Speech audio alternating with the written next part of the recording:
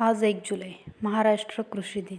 सर्व शेतकरी बांधवांना महाराष्ट्र कृषी दिनाच्या खूप खूप शुभेच्छा.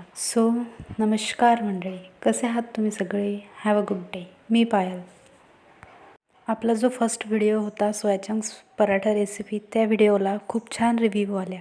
उर्वेश म्हणाला आज पण काहीतरी नवीन होऊ दे. मग म्हटलं काय करावं.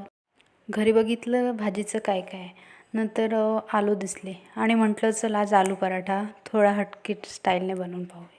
आलू घेतले आणि ते गॅसवर थोडा वेळ उकळून घेतले. नंतर किसणीने किसून घ्यायचे. नंतर त्यामध्ये तुम्ही गव्हाचे पीठ किंवा मैदा वापरू शकता. मी इथे गव्हाचे पीठ घेतलेले आहे.